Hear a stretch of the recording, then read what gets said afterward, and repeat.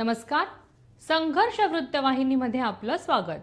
घेऊया ठाणे आणि आसपासच्या परिसरामधील घडणाऱ्या महत्त्वाच्या घडामोडींचा आढावा.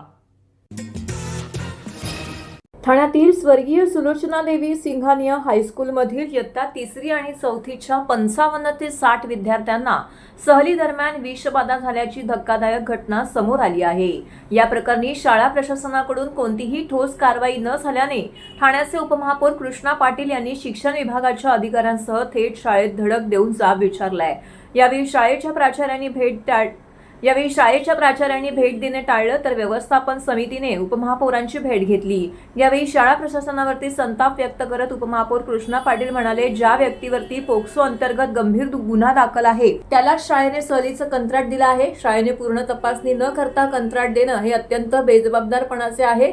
केवळ माफी मागून चालणार नाही तर या संपूर्ण साखळीवरती कडक कारवाई झालीच पाहिजे. दरम्यान या प्रकरणी शाळा प्रशासनाने मात्र इतक्या विद्यार्थ्यांना विषबाधा झालीच नसल्याचं म्हणणं आहे. फक्त 2च जणांना पोटदुखीचा त्रास झाला, तो पण सहलीच्या 2 दिवसांनी झाला, असं शाळेच्या व्यवस्थापन समितीच्या मिसेस कबोरा यांचं म्हणणं आहे. मीडियात चुकीची माहिती दिली गेली आहे. मुसो येथील सहली दरम्यान विद्यार्थी, शिक्षक आणि इतर कर्मचाऱ्यांसह एकूण 226 जणांनी तेच एकसारखे अन्नप्राशन केलं होतं. सहली दरम्यान किंवा परतीच्या प्रवासात कोणत्याही विद्यार्थ्याने आजारी असल्याची तक्रार केली नाही.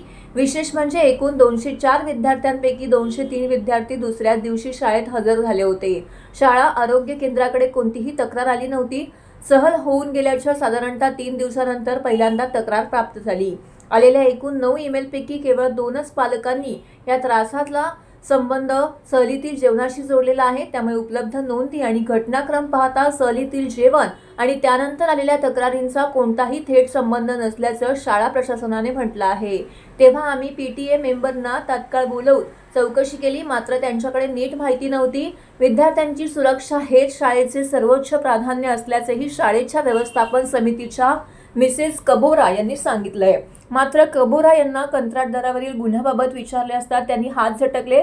आम्हाला याबाबत काहीच माहिती नाही, आम्ही आताच ऐकत आहोत. मागील 6 ते 7 वर्षांपासून हाच कंत्राटदार आहे आणि तो सहल आयोजित करतो आणि सर्व पालकही त्याच्या आयोजनावरती खुश आहेत, असा दावाही शाळा प्रशासनाने केला आहे.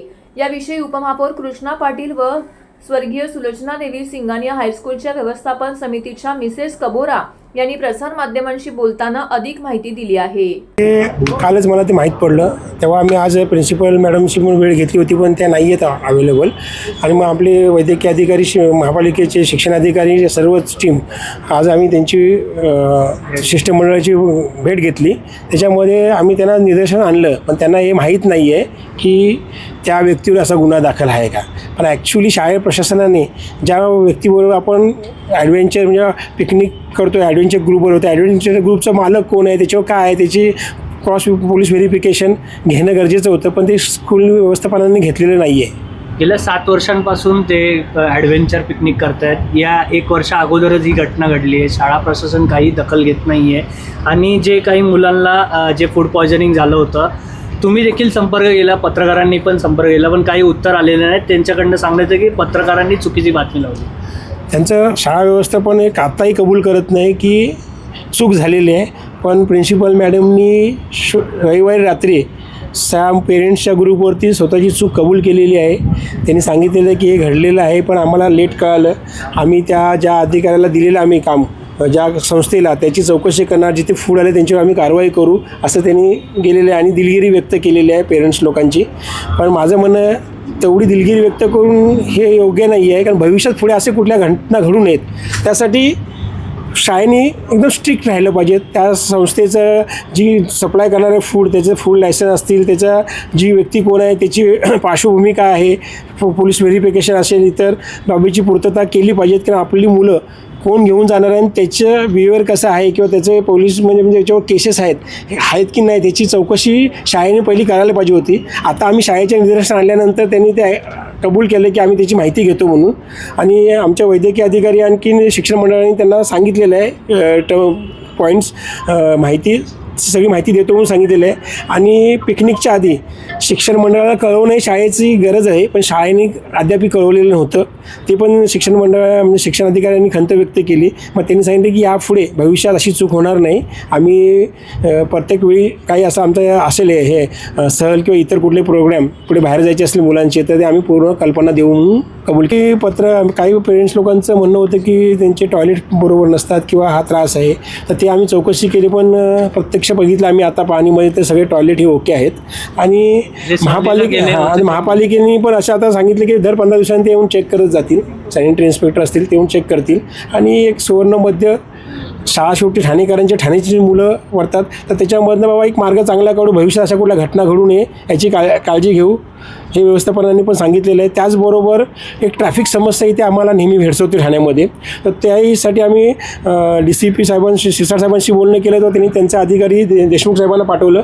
ते देशमुख साहेब पण आले, त्यांनी त्यांची प्रॉब्लेम्स सांगितले आणि शाळेचे प्रॉब्लेम. आता ह्याच्यातून म्हणजे ट्रॅफिक आणि शाळा ह्याच्यातून एक मार्ग काढणार आहेत. जी सकाळची शाळा भरतेच्या वेळी जी ट्रॅफिक असते आणि शाळेत सुटतेच्या वेळी त्याच्यातून ठाणेकरांना तो त्रास होतो, तर त्याच्यावरती कायमस्वरूपी तोडगा काढण्याचं शाळेनेही कबूल केलं आहे आणि ट्रॅफिक इंचार्ज बरोबर बसून एक त्यातला मार्ग काढण्याचं ठरलेलं आहे. म्हणजे पालकांनी पण बोलले होते की शाळेच्या बाहेरच्या रस्त्यावर काही ड्रग्स पिल्डर पकडले होते काही, आणि त्यांना तिथून हाकलण्यात आलं. तर शाळेने पण त्यांच्या सिक्युरिटी गार्डनी पण त्या लोकांना तिथून हाकलून दिलं की एवढी आहे, पण मुलांकडे काय असं भेटलं नाही असं शाळेचं म्हणणं आहे. मिसेस कब्रौल है।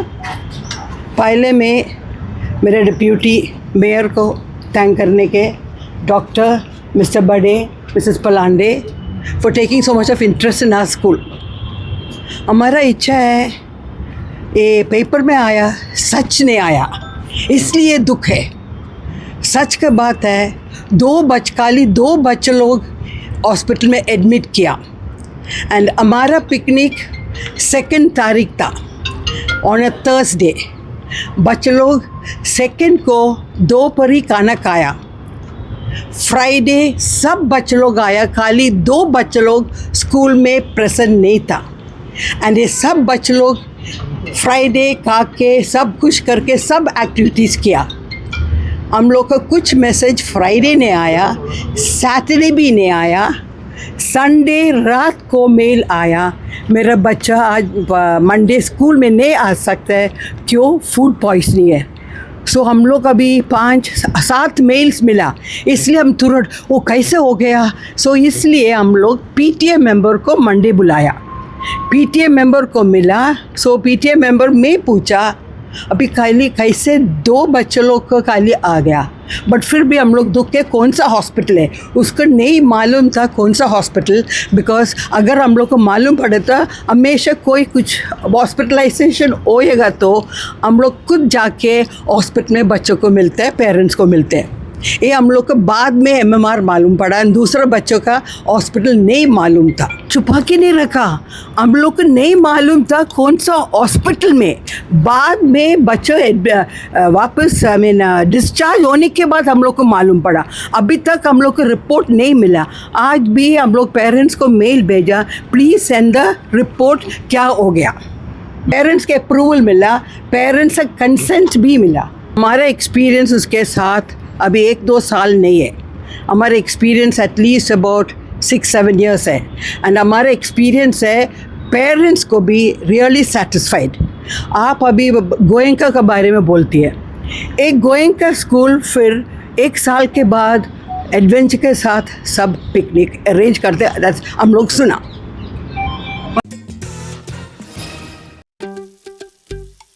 दादा दात घासताय ना, मग पाणी का वाया घालवताय? ताई भांडी घासा नाहीतर फोन पहा, पण नळ का चालू ठेवलाय? अंघोळ झाली ना करून, मग शॉवर चालूच. कपडे धुताय पण पाणी वाया जात आहे, त्याचं काय? गाडी अशी धुताय आणि उद्या पाणी कायमचं संपलं तर? पाण्यासाठी किती जणांची वणवण होते, कित्येक कुटुंबांना तर पाणी मिळतही नाहीये. पाणी बोलत नाही, पण आपण त्याची किंमत जाणली पाहिजे. पाण्याचा अपव्यय टाळा, परिस्थिती भीषण होऊ शकते. प्रत्येक थेंब जपा, पाणी वाचवा. पाणी ही निसर्गाची देणगी आहे. पाणी निर्माण करता येत नाही. पाण्याची बचत हीच पाण्याची निर्मिती. ठाणे महानगरपालिकेतर्फे जनहितार्थ जारी. आज जपून ठेवलेला पाण्याचा थेंब प्रत्येक थेंब भविष्यात पाणी टंचाई. आज जपून ठेवलेला पाण्याचा प्रत्येक थेंब भविष्यातील पाणी टंचाई टाळेल असा संदेश देत ठाणे महानगरपालिकेने शहरातील नागरिक, गृहनिर्माण संस्था, व्यापारी संकुले, शैक्षणिक संस्था तसेच औद्योगिक आस्थापना वर्षा जल संधारण प्रणाली प्रभावीपणे राबवण्याचं आवाहन महापौर शर्मिला पिंपळकर आणि आयुक्त सौरभ राव यांनी केले आहे. हवामानातील बदल, एल निनो सारख्या जागतिक हवामानविषयक घटनांमुळे अनियमित पाऊस यामुळे भविष्यात पाणी टंचाईची समस्या अधिक गंभीर होण्याची शक्यता आहे. जलसंकटाच्या पार्श्वभूमीवरती प्रत्येकाने पावसाच्या प्रत्येक थेंबाचे संवर्धन करणे ही काळाची गरज असल्याचं प्रशासनाने नमूद केलं आहे. प्रत्येक इमारतीच्या छतावरती पडणारे पावसाचे पाणी संकलित करून ते भूजल पुनर्भरणासाठी वापरणे ही काळाची गरज बनली आहे. पावसाच्या पाण्याचा योग्य वापर केल्यास भविष्यातील पाणी टंचाई कमी करण्यास मोठी मदत होऊ शकते. वर्षा जल संधारणामुळे भूजल पातळीत वाढ होऊन विहिरी, बोअरवेल आणि नैसर्गिक झरे अधिक काळ पाण्याने भरलेल्या राहतात. त्यामुळे उन्हाळ्यात पाण्याची उपलब्धता वाढून पाणी टंचाईच्या समस्येवरती प्रभावी उपाय मिळू शकतो. शेतीसाठी सिंचनाचे पाणी उपलब्ध होण्यास मदत होते, तर पर्यावरण संवर्धन आणि नैसर्गिक जलस्रोतांचे संरक्षणही साध्य होते. याशिवाय पावसाचे वाहून जाणारे पाणी नियंत्रित झाल्याने पूरस्थितीचा धोका कमी होण्यास मदत होते. टँकर किंवा इतर पर्यायी पाणी पुरवठ्यावरती होणारा खर्चही कमी होतो. योग्य प्रक्रियेनंतर हे पाणी विविध घरगुती आणि अन्य उपयोगांसाठी वापरता येऊ शकते. सर्वात महत्त्वाचे म्हणजे भावी पिढ्यांसाठी पाण्याचा शाश्वत साठा निर्माण करून जलसुरक्षेला बळकटी मिळते. तलावांचे शहर आता कॉन्क्रीटचे शहर होऊ लागले असून पर्यावरणाला धक्का पोहोचत आहे. त्यामुळे कावेसर तलावाचं कॉन्क्रीटीकरण होऊ देणार नाही असं आमदार संजय केळकर यांनी ठणकावून सांगितलंय.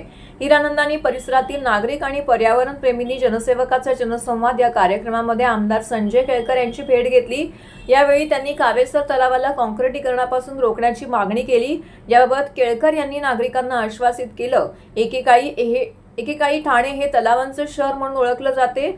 आता अतिक्रमणामुळे तलाव गायब झाले आहेत. कावेसर तलाव परिसर पर्यावरणपूरक असून विविध जातींचे पक्ष आणि जैवसाखळी अस्तित्वात आहे.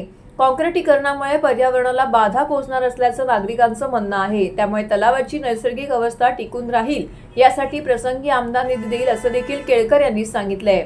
भाजपाच्या खोपट येथील 111व्या जनसेवकाचा जनसंवाद या कार्यक्रमामध्ये अनेक नागरिकांनी निवेदनाद्वारे तक्रारी केल्या. ठाण्यात सुरू असलेल्या SRA प्रकल्प कौतुकास्पद असला तरी या प्रकल्पाच्या विकासकांच्या आडमुठेपणामुळे आजूबाजूच्या इमारतींना धोका निर्माण झाला आहे. याबाबत SRA अधिकाऱ्यांशी बोलून विकासकावरती कारवाई करण्याच्या सूचना दिल्याचं केळकर यांनी प्रसारमाध्यमांशी बोलताना सांगितलं. आज 111वा जनसंवाद उतरसर येथील आमच्या कार्यालयामध्ये आम्ही हा उपक्रम पार पाडला. मधल्या काळामध्ये अधिवेशन नसल्यामुळे 11 तारखेपर्यंत आम्ही हा उपक्रम जो आहे तो स्थगित ठेवला होता. पण अधिवेशन काळात देखील या 110 उपक्रमामध्ये जे जे विषय समोर येत होते त्याचे देखील पडसाद विधानसभेमध्ये आम्ही मांडले. आज देखील अनेक दिवसानंतर पण लोक मोठ्या प्रमाणामध्ये या ठिकाणी आले होते. त्यांच्या तक्रारी घेऊन आले होते आणि त्याच्यामध्ये पुन्हा एकदा SRAची ज्या काही विषय चालू आहे तर ते पुन्हा एकदा ऐरणीवर आले. SRAमध्ये जे बिल्डर काम करतात या बिल्डरच्या पाठीशी SRAच्या अधिकाऱ्यांनी राहता कामा नये आणि त्यांना योग्य वेळेला योग्य पद्धतीने नोटीस पण द्यायला पाहिजे. या ठिकाणी बल्लाळेश्वर SRA प्रकल्प चालू आहे, चांगला आहे, तो अखंडितपणे चालू राहायला पाहिजे. परंतु त्या SRAचा प्रकल्प करत असताना त्या ठिकाणी जे काही काम चालू आहे त्याच्यामुळे आजूबाजूच्या इमारतींना देखील धोका पोचलेला आहे. परंतु बिल्डर हा उन्मत्त आहे आणि त्याच्यामुळे त्या ठिकाणी जी काही वॉल बांधायला पाहिजे ती केली गेली नाही. तिथले रहिवासी आज या ठिकाणी आले होते. ते जीव मुठीत धरून राहत आहेत. कधी पण त्यांच्या बिल्डिंगला धोका होऊ शकतो अशा प्रकारचं त्या ठिकाणी काम चालू आहे आणि त्याच्यामुळे त्याच्यावर कारवाई करण्याच्या संबंधी मी SRAच्या अधिकाऱ्यांना सांगितलेलं आहे. त्याच्याचबरोबर या हिरानंदानीचेही काही पर्यावरणप्रेमी लोक आले होते. बघा की कॉन्क्रीटचं काम कुठे केलं पाहिजे आणि कुठे नको करायला, तर त्यांनी हा विषय घेऊन आले होते की हिरानंदानीमध्ये कावेसर तलाव जो आहे तो अतिशय नैसर्गिक आहे. तिथे विविध प्रकारचे पक्षी त्या ठिकाणी येतात आणि अतिशय चांगल्या पद्धतीने पर्यावरणपूरक असं वातावरण त्या ठिकाणी आहे. ते तसंच राहावं याच्याकरता आणि ही मागणी घेऊन ती मंडळी आली होती.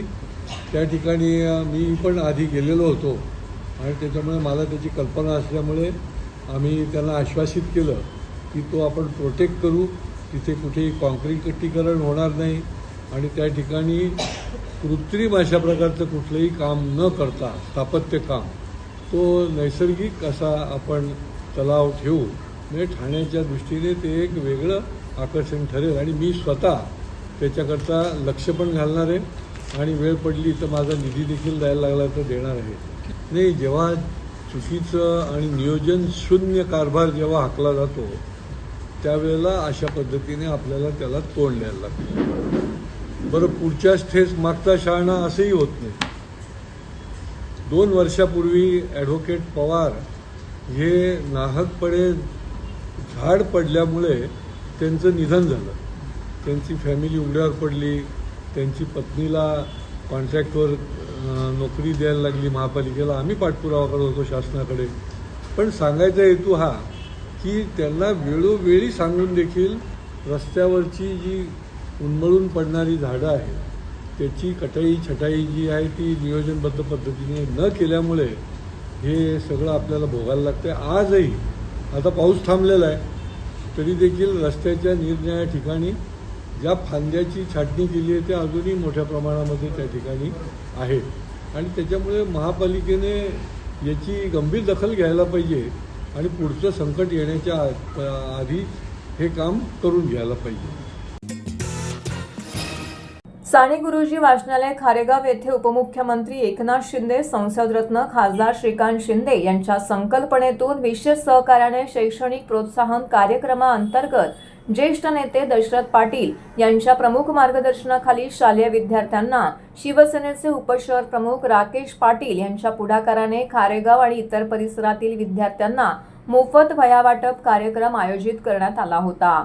सदर कार्यक्रमाला प्रमुख अतिथी म्हणून माजी नगरसेवक उमेश पाटील, कळवा मुंब्रा विधानसभा महिला संघटक रचना पाटील, उपशहर प्रमुख नथू पाटील, विभाग प्रमुख अरविंद सैतवडेकर, उपविभाग प्रमुख उल्हास हळदणकर, शाखा प्रमुख राधेय वराडकर, निशिकांत महाकाळ, अश्विनी सोनावणे, शिक्षक, विद्यार्थी यावेळी मोठ्या संख्येने उपस्थित होते. रचना राकेश पाटील यांनी डॉक्टर APJ अब्दुल कलाम यांच्या उच्च विचारांनी विद्यार्थ्यांना प्रेरित केले. अशा पद्धतीनं या मोफत वह्या वाटप कार्यक्रमात अतिशय आनंदात आणि मोठ्या उत्साहामध्ये पार पडला. हा स्तुत्य उपक्रमाबद्दल परिसरातील सर्व विद्यार्थी आणि पालकांनी यावेळी त्यांचे आभार देखील मानले.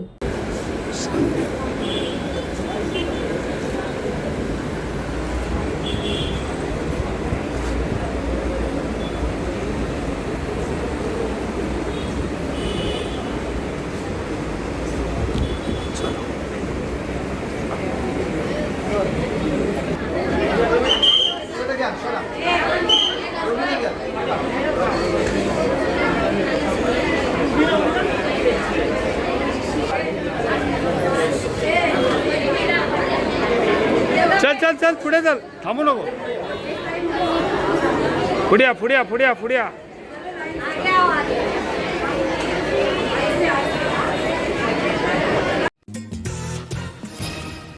तर हे होतं संघर्ष वृत्तवाहिनीचं आजचं बातमीपत्र. उद्या पुन्हा भेटू याच वेळी याच ठिकाणी ताज्या घडामोडींसह. तोपर्यंत नमस्कार.